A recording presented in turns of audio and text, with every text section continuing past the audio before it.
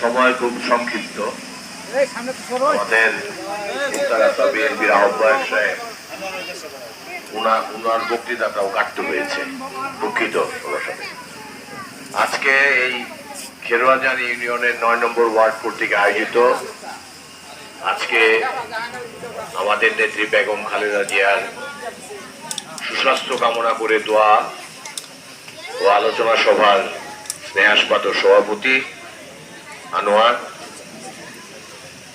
সাইফুল হাজি সাহেব, উপস্থিত ইউনিয়নের উপস্থিত মুক্তাগাছা থানা বিএনপির নেতৃবৃন্দ, ইউনিয়নের নেতৃবৃন্দ এবং বিভিন্ন অঙ্গ সহযোগী সংগঠনের নেতৃবৃন্দ, আসসালামু আলাইকুম। আপনারা ভালো আছেন তো? 5 তারিখের আগে কেমন ছিলেন, এখন কেমন আছেন? সুস্থ হয়েছি। বর্তমানে দেশের যে পরিস্থিতিটা আছে সে ব্যাপারে 2-1টি কথা বলবো। অতীতের কথা আমরা সবাই জানি।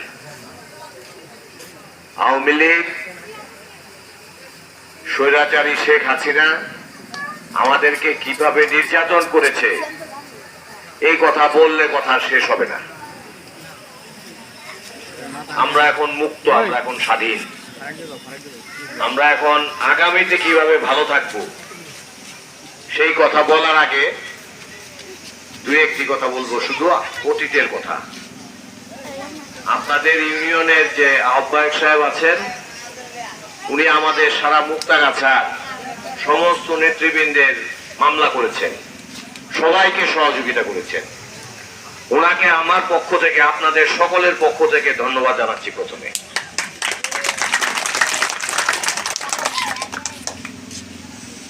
আমরা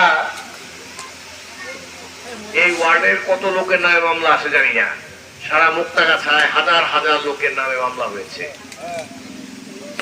মামলা ছাড়াও কত লোকের পালিয়ে থাকতে হয়েছে তার কোনো হিসাব নাই। পালিয়ে থাকা কিন্তু জেলে থাকার থেকেও কঠিন এবং অনেক ব্যয় সাপেক্ষ। আমরা এই 16 বছর আন্দোলন করতে করতে আমরা আসলে গরিব হয়ে গেছি সবাই। যে যন্ত্রণা আমাদেরকে দিছে আল্লাহ কিন্তু বিচার করছে, কিন্তু শেখ হাসিনা। বাংলার ইতিহাসে কোন প্রধানমন্ত্রী পালায় যায় না শেখ হাসিনা ছাড়া। শেখ হাসিনা আসলে শেখ হাসিনা বললে হবে না, স্বৈরাচারী হাসিনা। শেখ হাসিনা বললে তাকে অনেক বেশি সম্মানিত করা হবে। খুনি শেখ হাসিনা হাজার হাজার আমাদের বাচ্চাদেরকে সে খুন করেছে, নির্বিচারে গুলি করে মেরেছে, কাউকে সে ক্ষমা করে নাই। এদের কবর কোথায় হয়েছে এটাও তাদের বাবা মারা এখন জানে না। শেখ হাসিনার কি একবার ফাঁসি হলে হবে?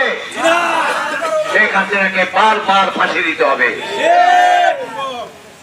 শেখ হাসিনাকে কারোরই ক্ষমা করার সুযোগ নাই।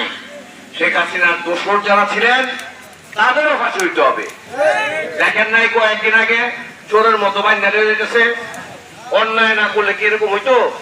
আমরাও তো জেল কেটেছি, আমাদের আপনাদের ইউনিয়নের নেতৃবৃন্দরাও জেল কেটেছে, আমাদেরকে হ্যান্ডকাপও কোনোদিন পরায় নাই। এই চোর বাটপার এরা সারা বাংলাদেশের কোটি কোটি মানুষের অর্থ নিয়ে গেছে। আমাদের বাংলাদেশে যদি 18 কোটি লোক থাকে যাদেরকে হাত দিয়ে বাজে রাখছে না, তারা এই বাংলাদেশের 18 কোটি মানুষকে ঠকায় দিচ্ছে। তাদের বিচার হাসিনার থেকে কম করলে হবে না, তাদেরও ফাঁসি হইতে হবে হাসিনার সাথে সাথে।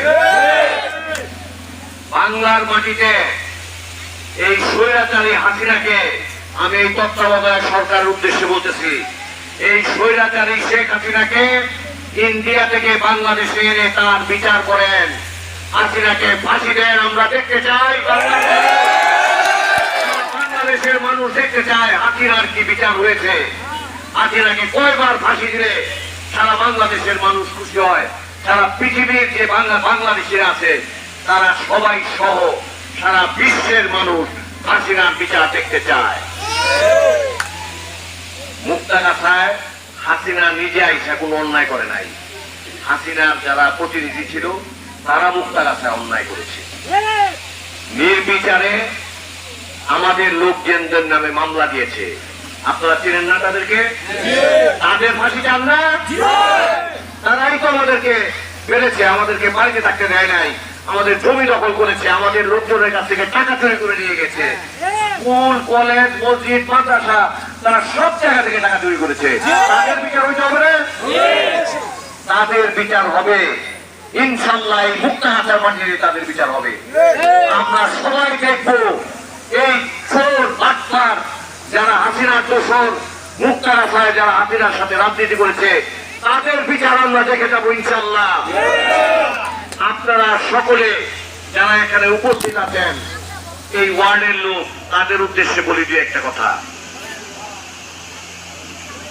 আপনারা এখানে যারা উপস্থিত আছেন তাদের অনেকেই হয়তো নির্যাতিত হন নাই। তাদের বাবারা নির্যাতিত হয়েছে, তাদের ছেলে নির্যাতিত হয়েছে, অথবা মেয়ের জামাই নির্যাতিত হয়েছে, হয় নাই? হিসাব করলে দেখা যাবে মুক্তাগাছাতে যারা বিএনপিকে সমর্থন করে তাদের কাউকে এই মুক্তাগাছা আওয়ামী লীগের লোকরা কিন্তু ছাড় দেয় নাই। আমাদের সবাইকে একত্রিত হতে হবে।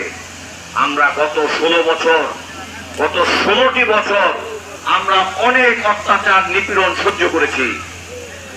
আমাদের এই অত্যাচার নিপীড়ন সহ্য করার দিন শেষ হয়েছে, কিন্তু আমাদের কিন্তু দেশ গড়ার সুযোগ আমরা এখনো পাই নাই। যে সরকার এখন ক্ষমতায় এসেছে তারা সামনে ইলেকশন দিবে। বিএনপি সরকার যে পর্যন্ত ক্ষমতায় না আসবে সেই পর্যন্ত কিন্তু আমাদের আন্দোলন শেষ হবে না। আপনাদের সকলকে রাস্তায় থাকতে হবে। আপনারা রাজি আছেন?